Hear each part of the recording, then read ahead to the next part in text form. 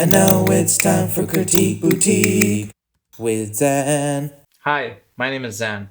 Welcome to Critique Boutique. I will take some time to review a few videos and a few projects from this past year. And I just want to go over what I like, what I've learned since then, and a little bit about the story, the background of the actual project. So let's jump right in.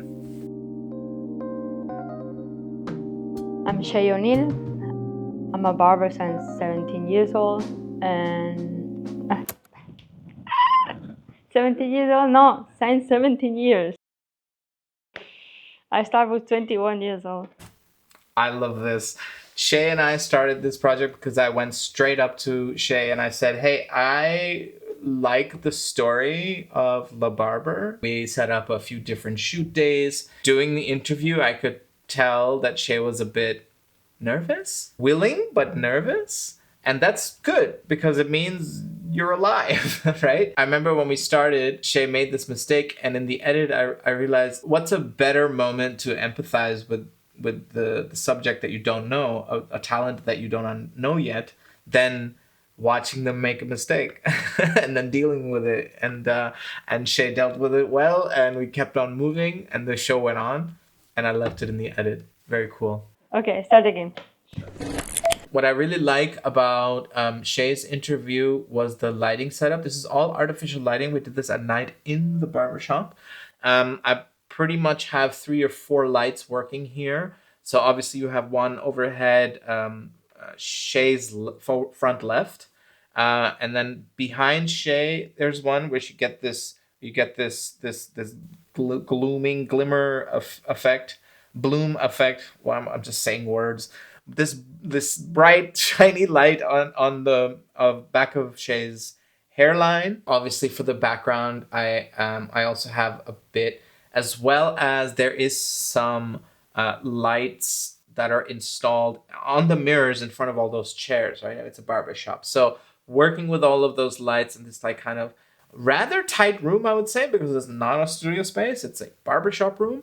It's the second room in the barbershop, in the back room. But I like how the door kind of frames Shay a bit and kind of cuts the frame in half. So it's not all white, it's not all brown. So it's a bit mixture, and you really feel that you're in the room, you know? Now in Berlin, I'm a barber. This is a second camera that I had on hand at the time.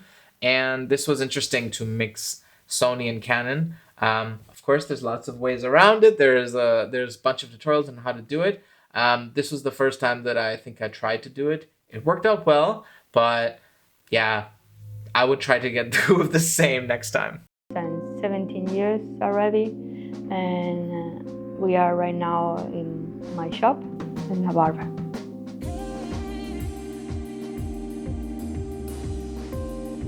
So this is a completely different day when we shot this. We shot this prior to the interview, and it was a simple build a sequence for the actual process of getting your hair cut, getting your hair washed, all of that. So I have all of this really relevant B-roll, right? It's not just not only just shots of the room and everything, but actual action happening for the service that this establishment provides.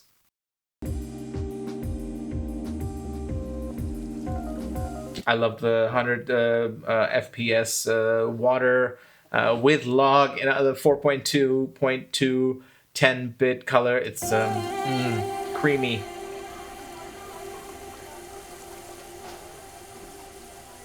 I work as a barber to pay my studies, like a second job as a barber.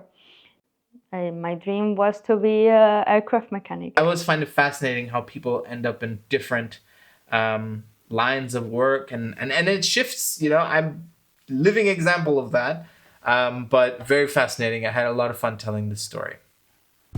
I bought sneakers and I choose wrong size. So this is interesting. I had many questions for Shay, and one of my questions was, how did you end up owning a barbershop? What is the story there? Now, when you interview people, every single time it's different. Some things are the same. Your craft might be the same. Your attention to detail might be the same. However, people are different. Rooms are different. Lighting is different. Temperature is different. The space is different. The day is different. The weather was different. So many factors play into this. You're not going to get people to sit down and be asked a question about their life with the camera on their face and 2-3 lights pointed at them, and then have them answer all of your questions in the exact perfect amount of time for the soundbite that you need. That is very rare. Even the best speakers, best of us will not accomplish that every time. Why? Because it's a spur of the moment thing. Sometimes people think they are great on camera, and then the camera turns on and they freeze up. It's very normal. It's very human, because you're out of your comfort zone, And it's my job to get you to not just realize and think about the concept of being comfortable, but to truly be comfortable. What I like about this line of work is that I get to work with people to kind of make them comfortable, to be their silly, normal, whatever self, right? And to do that while I'm pointing a camera at your face. My point is that sometimes people's train of thought and how they speak isn't perfect for storytelling, is not perfect for, I get a piece of footage and I don't need to edit this at all because they said it perfectly from A to Z, right? That rarely happens. So you have to put pieces together. In Shay's case, the story was that Shay had bought a pair of sneakers that were too big or small. I can't remember which one, but they were the wrong size. And wanting to sell them on Facebook Marketplace, Shay ended up in this tattoo parlor, potentially selling to the tattoo artist. They spoke about the sale, and Shay was like, you know what? Don't pay me. Just make me a tattoo, right? We do a trade, a barter. Cool. During this time, Shay realized from the tattoo artist that the whole space, like the tattoo parlor, the bar, the little barbershop, the bar in front of it, this whole like line of rooms is kind of like gonna be scrapped, as in the owners are kind of trying to get rid of it. Now, this is not a simple, like easy to roll off the tongue kind of punchline story, right? How do you take this? It's kind of like a few pieces that need to be put together into a quick and dirty, I get the point, let's go, right? Because our attention spans are tight. I need to find a way to A, get the information from Shay, B, get the whole story, and C, be able to edit it into a flow that works with my creative view on things, and also my understanding of the audience and how people, when they watch, how to keep their attention, pacing, tone of voice, all of that. I relied on cutting away, piecing it together piece by piece. There's multiple iterations of this. I test this. And not that the story is complicated, but it's complicated to take a story that's, I went there, I was doing this, but then this happened, so I went to this other person and they told me about this. There's more, right? From what you see, the final product, there's like way more inside, and I had to take it away and be like, okay, these are the 5 points we're gonna go, and going from A to B to D to F works. This is an iterative process and takes time because you have to edit it together. You have to you go to sleep, you wake up, you have a coffee, you come back and you're like, it doesn't work. You show it to somebody, you show it to a friend, you show it to a colleague, and they're like, this doesn't make sense, or this is cool, leave that. So it's really like, there is no perfect. You are going with what you do know, your craft and your understanding of storytelling, but you're unraveling a story, and inside is a source or a person who is a completely different random person. Their delivery is different. The way they speak is different. Maybe English is not their mother tongue, right? All of these factors put together, it's kind of like it's a weird artsy science to like kind of put this together. And I mean, I was thankful that it took me at least 3 or 4 iterations to come to a point where I could kind of just say, okay, I took out this, this is unnecessary, and boil it down to this. I wish I could give all of my talent and subjects all the time in the world to tell their story. I would love that. That is the fanboy dream, right? To just like blah all the thing. I want to do that about myself. Look at me. I've been talking for 10 minutes, right? My point is that I love actually trying to compress to create like a really chunky, juicy concentrate of information, which is built with specks of all the stuff that they said to make a story, and make a message that is still authentic to the original. So here, basically, I show a bit about all the services, what they offer. And what I love is this sequence here about making the actual room, where Shay asks their brother to come and help. Need your help buying chairs, secondhand mirrors, everything necessary to start.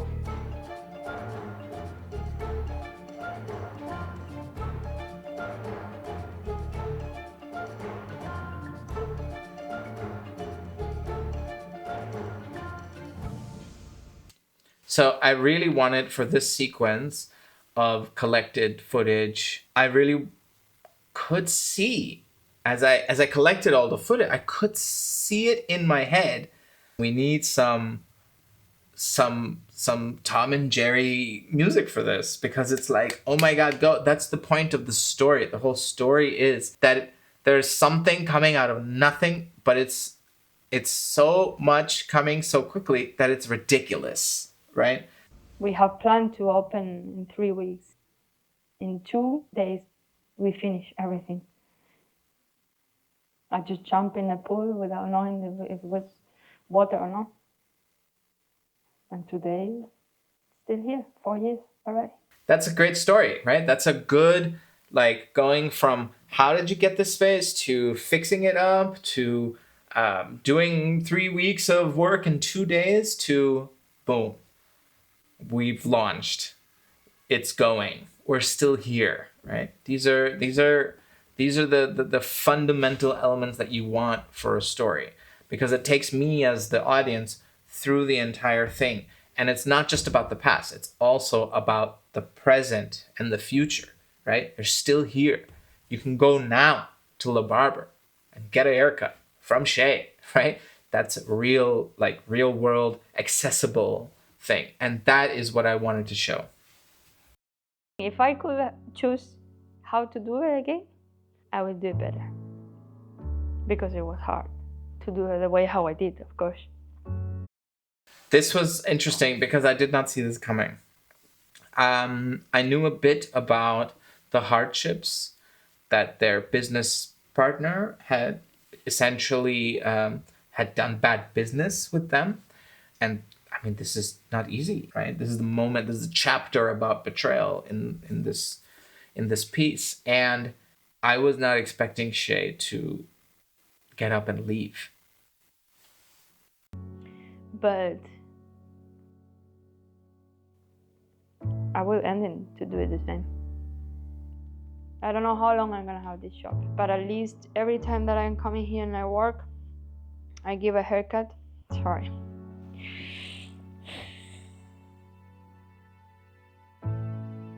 I need it.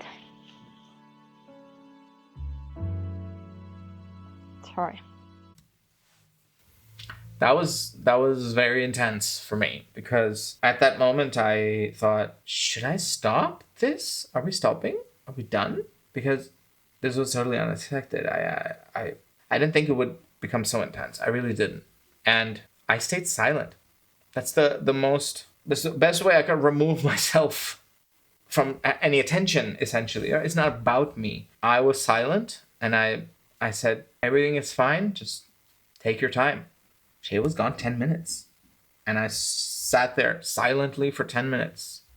As Shay started to come back, I said, like, if you don't want to do this, we can stop. We can totally stop. We can do this another time. Shay came back and explained, and I listened. And at the end, I asked, like, is this fine for you? Like, that it's in the final video? And Shay said, yeah, it's okay. After this, I wanted to string together a few music tracks to create this kind of lone gunman, you know, this cowboy riding on a horse in the desert, facing the wilderness alone, you know, the dark of night and all of this stuff. These are the kind of images I got, because I mean, hey, you come to Germany. It's not your country. It's not your language. You try to, you know, become something. You fail. You get back up. You start a business. You get screwed over. You keep going. I mean, this is perseverance. A story of perseverance. It's one story of perseverance, and I wanted to show that, and I think it came out in this cowboy riding, you know, into the night kind of vibe. As an owner of a company, it was not easy, unless for a person who is coming from another country and German is not my mother language. And I have really, really hard moments that I say I give up.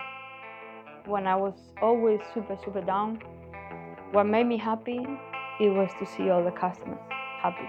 So in the original sequence, these shots were not in there, and I realized that, hey, I would really like to show people what you're talking about. Various photos, the highest quality photos, they have, all that stuff, all the gathering, you know, still happens till the last phase of editing. You know, it's not sometimes something is missing, and you really want to find it and get it, and I was able to throw that in there for the final documentary video, and yeah, it shows that all of this fighting, all of this struggle is worth it because you see the face of the customer who is safe and happy. When I give a haircut and they feel so safe, so good, so fresh, and say to me, thank you, this is what it made me feel keep going.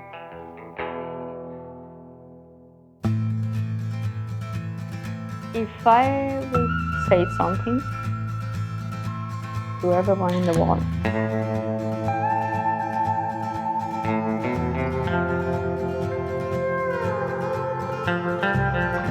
my message would say, do it. Go for it. The no is already there. I love how I didn't plan this. It's just perfect, you know? I love how, as Shay's walking, you have, this is Berlin. This is Berlin Panierstraße, right? It can be messy. It's not the cleanest street in the world. And there's just stuff flying around. And it totally fits the cowboy, like, spaghetti western, like the ball of hay, you know, flying around in the desert, on the street, across the street, and things like this. And the kind of slow, buttery walk of a duel. Yeah, I love this sequence so much. The no is already there. But if it's a yes, that's it.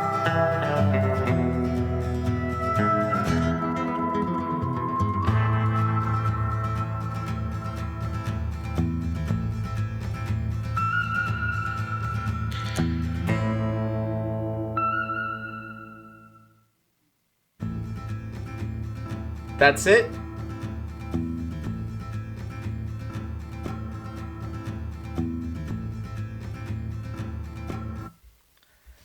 That's it, everybody.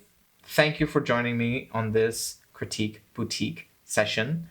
It was fun going down memory lane. If you have any comments, suggestions, questions, I would love to hear from you. Please like, share, subscribe, all of that stuff. And I hope to see you again soon. Bye.